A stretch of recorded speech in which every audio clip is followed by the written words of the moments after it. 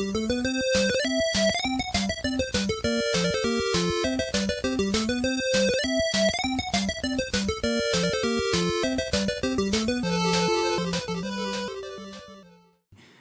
hello, I'm Kråkan, also known as Corvus Cornix, and welcome to Yacc, yet another Crowcast where I pick a game I played for a week and then I talk about it.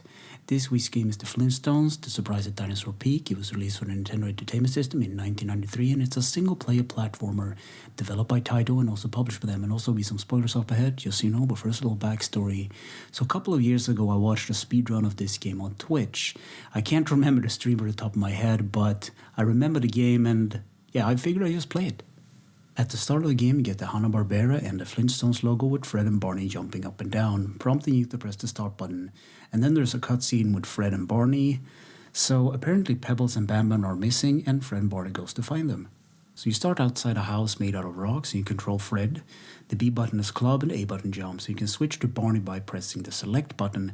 So the enemies of this game, or the first level at least, are prehistoric animals such as lizards, birds, and fire-breathing dinosaurs. You can also break barrels to reveal power-ups and goodies. So on the screen you have a couple of things. You have the P that stands for lives, you have the E that stands for energy, and you have POW, which is the power of the charge up club that Fred is wielding. You also have the Yabba Dabba Doo trademark meter, and it fills up with stars that you gather. This game doesn't have a timer, I should say, and this game has checkpoints from where you die throughout the level.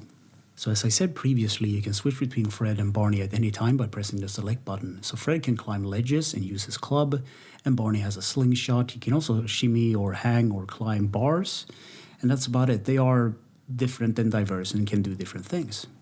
At the end of the first level, Barney and Fred finds the kids, and they're separated via a lava flood, and the space alien Gazoo appears and tells them that they need to talk to the fire dinos in order to stop the lava somehow.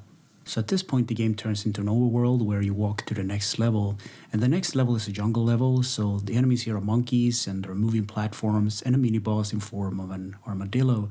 So you stun it with the charge up club that Fred is using, and also there's some trampolining to be had on the jaws of crocodiles, so you can also pick up items throughout the level and use them with up and B, so it's a bit like Castlevania, I guess.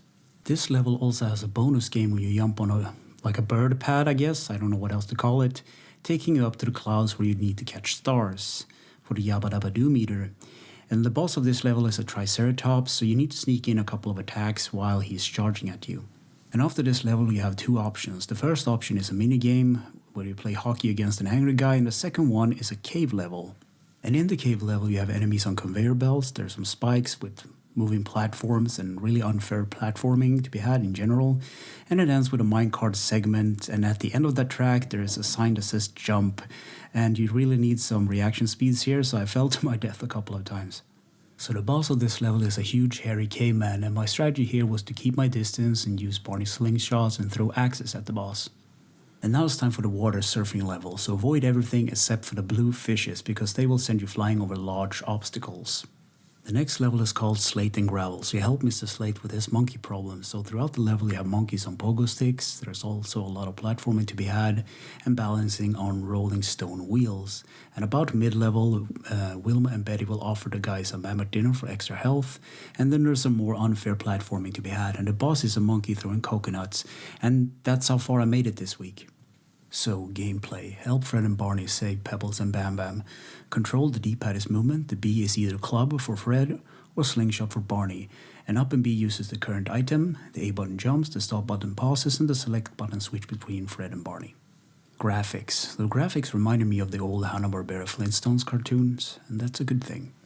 Sound and music. Misako Ogata made a soundtrack for this game, and I like the minigame theme, Stage 4 and Stage 2 theme. It's a happy soundtrack in general. It reminded me a bit about the Chip and Dale NES game, and that's a good thing. Easter egg secrets and glitches. So if you have this game in your physical collection, congratulations, because it's worth a lot of money today. And there was something that I came across when doing research for this game. Apparently there was a rumor or a false fact that this game was only a Blockbuster exclusive, which isn't true. But whatever is true regarding the price and everything is that there were a limited amount of copies made, so that drives up the price, and also the game was made late in the NES life cycle. So in conclusion I wrote, it's challenging. So the controls are pretty responsive, the music fits the game, and the graphics reminded me of the old cartoons. However, the platforming is very unfair at points, And this game doesn't hold your hand or anything, but if you know what you're doing, it's not a particularly long game at all. I don't think that I can recommend it, but at least I played it. So I guess I don't have to play it again then. So anyway, thank you for listening and or watching, and take care.